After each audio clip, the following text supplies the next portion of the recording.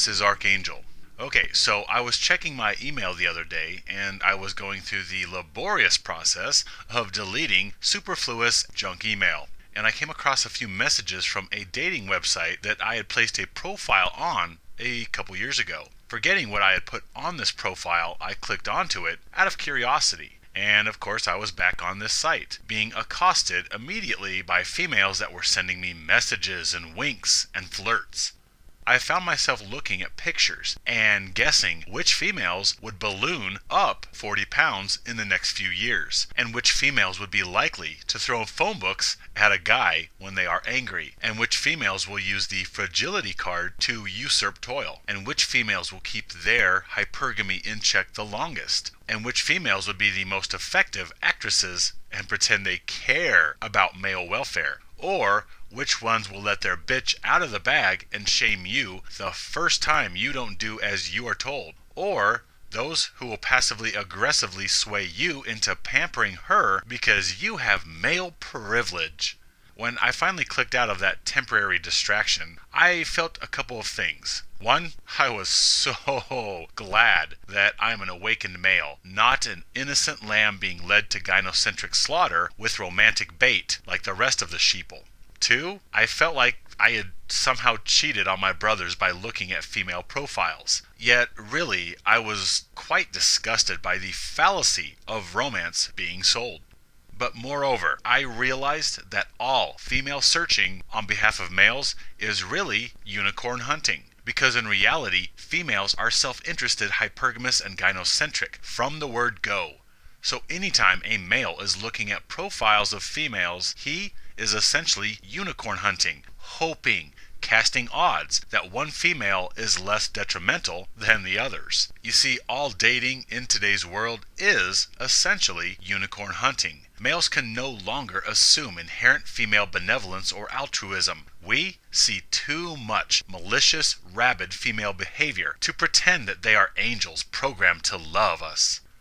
So it all comes down to unicorn hunting, trying to project which ones will be different, less abrasive than all the others. We are trying to determine which car on the car lot is less of a lemon than the others by looking at them or listening to the sales pitch of each one. But really, the problem is not females, it is males. Males are beings of such caring and depth, yet we are made to be isolated and uncared for. So we seek solace in distraction. Fairy tale. We find a placebo to take the place of genuine love and caring.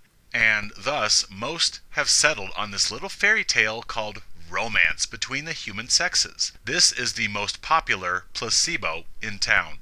However, I realize that really there is no effective nor lasting placebo currently. There is very temporary, fleeting distractions which usually leaves you worse off than you were before, like a junkie indulging in his favorite vice. I'm sorry to inform all you unicorn hunters, but there is no effective placebo for males. There is no SIBO. I think all males should embrace male liberation regardless of particulars, because no matter how you slice it, females are detrimental to male greatness. The fault lies with males themselves, who cannot seem to control their need or desire for female affection and salvation through female validation. It is males who cannot seem to control themselves and thus allow themselves to go off the reservation over females.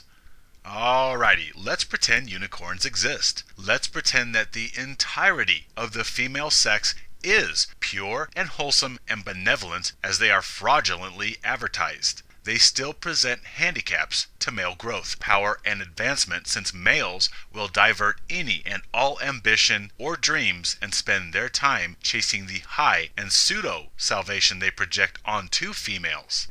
It doesn't matter a female's nature or the disposition of the collective. Males will search for respite from aloneness in females and deny humanity, arts, or discoveries or breakthroughs because the brilliant Einsteins or Teslas are too busy chasing the high they procure from female interactions. Males are all alone, And it doesn't matter whether females are benevolent or malevolent. They cannot heal males' unfair aloneness in this existence. They cannot undo their biological programming for gynocentric in-gender preference, nor their hypergamous self-preoccupation. And even if they could, they most likely would not.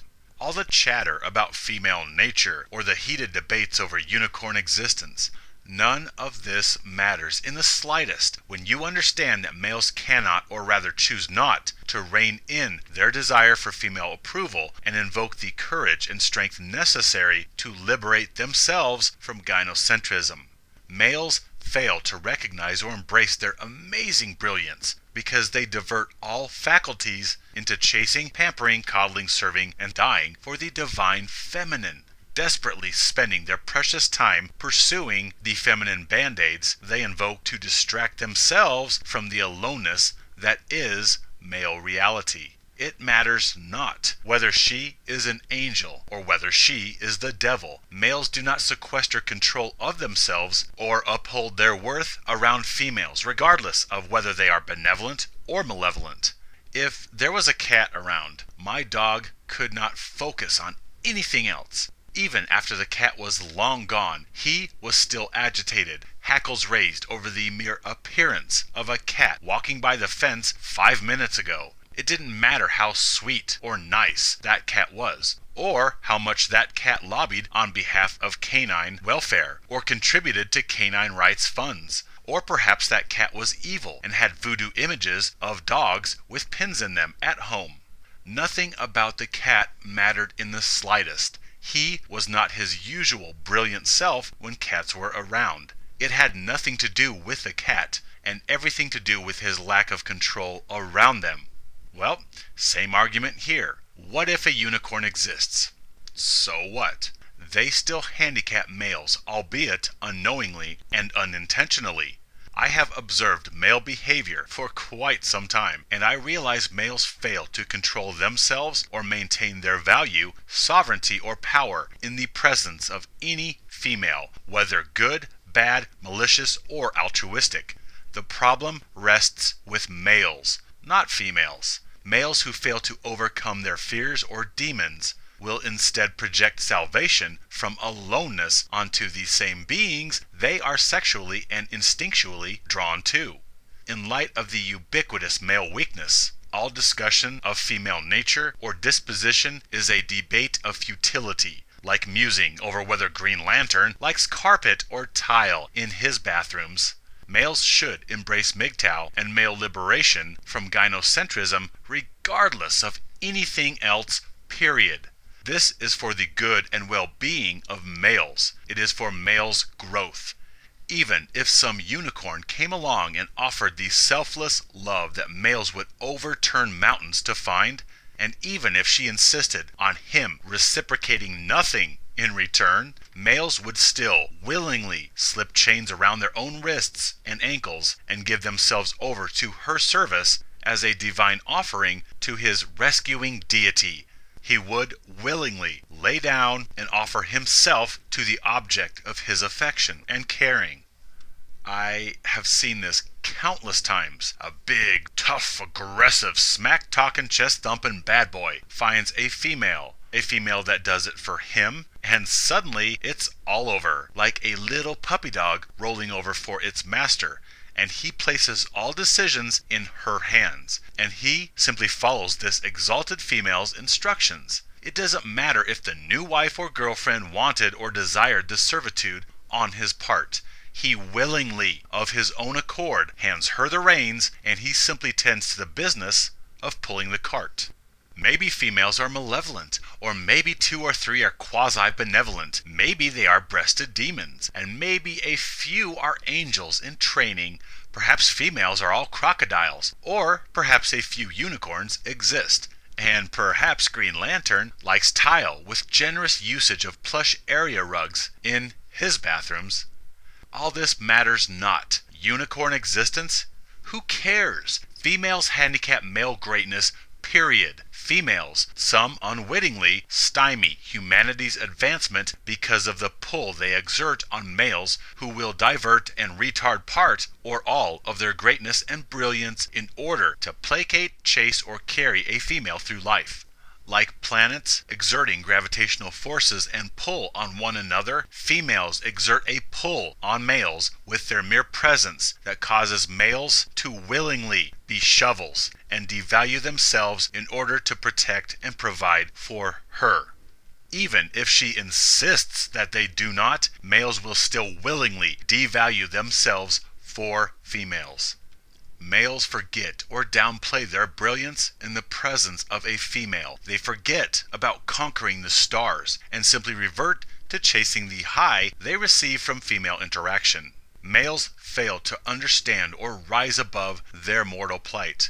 This is an internal male issue. That's why it doesn't matter the disposition of females. If they are around, they exert an unknown attraction upon males, which causes males to willingly throw themselves under the bus for females who, in all fairness, perhaps never asked them to in the first place. If there is a female around, males clamor for the coveted martyr position while in service to the divine feminine. Until males face their fears of mortality and aloneness, nothing will change. We will have males standing in line waiting for their turn to jump off the cliff's edge, all in the name of female divinity. Male empowerment, male liberation is the path for all males. There is no placebo that will spare males from willingly devaluing themselves in order to continue chasing female placebo. There is no SIBO that will give males the fairy tale they want and empower them at the same time. Males are either empowered and alone, or they are devalued and enjoying the fairy tale. Either way, this is the ultimate tragedy of male existence. Males are great and powerful, a sovereign over their own destiny and subjugated to no one, because they willingly eschew fairy tales of romance. The other option is that they indulge in romantic fairy tale, and because of their caring, they willingly lay down and play doormat or shield for those whom they have come to care about. It doesn't matter if a male's object of caring even cares about them in return. When males care, they place themselves in harm's way for those they care about, and their wants or needs are put on the back burner for those they love. There is no romantic resolution where males can suckle at fantasy and be empowered at the same time. Because when males begin to care, they subconsciously begin lowering their worth and elevating the worth and needs of their object of affection. It's almost a reflex that males don't even know they are doing. Yet regardless, it still leads to male devaluation. And when you get a planet full of males lowering themselves while still thinking, I'm empowered, hence we get what we have, a world full of elevated females and devalued males. So, unicorn existence? Yeah, it doesn't matter, because females exert a force upon males with their presence, which ultimately leads to male devaluation, and male devaluation leads to male disposability, regardless of whether the female is good and caring, or evil and malicious, or whether she crochets and sings opera in the shower. Nothing about the female matters. Males cannot seem to control themselves around females, and they throw themselves under the bus and teach other males to do so as well. I'm sorry, friends, there is no placebo that will reconcile romantic fairy tale and male empowerment at the same time. It seems it is either one or the other. You are a simpering doormat enjoying your fairy tale in your own mind, or you are alone and empowered. It doesn't matter how well versed you are in red pill philosophy, you will slowly sell pieces of yourself for your illusion. I will sum up this nocebo with an analogy. Well, actually it's from a movie. In Superman 2, Superman is in love with Lois Lane. And because of the force that she exerts upon his heartstrings, he willingly goes to his little Arctic hideaway and voluntarily gives up his superpowers without her knowledge. He willingly retards his greatness to cater to a female. This is what males do unknowingly when they are around females. They retard their greatness to make her feel comfortable and elevated.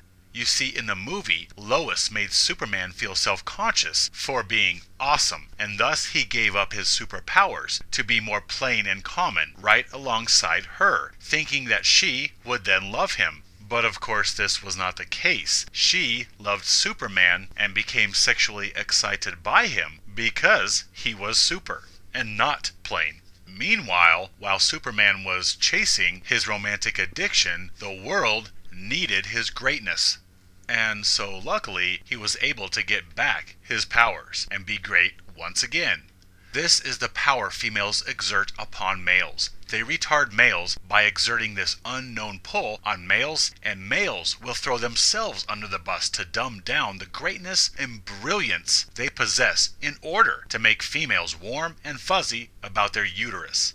This is what happens despite your knowledge of red pills. Females unconsciously, even unknowingly, coerce males to dumb themselves down and willingly sacrifice themselves because of their care for females. This is reality, point blank. This is male-female interaction. Males, the supermen, will willingly give up their power to dumb themselves down in order to be accepted and loved by the more plain, less spectacular female. Kick, scream, cry all you want. This is the pull females exert upon males. Unicorn existence? It doesn't matter. Female benevolence or altruism? It doesn't matter. Males will experience digression and greatness retardation around females. Bottom line. So until AI or virtual reality comes out, there is no placebo that will not devalue nor discard you. Thus, no SIBO. Me, I choose to be empowered. And wait for virtual reality. My friends, my brothers, stand with me, live free.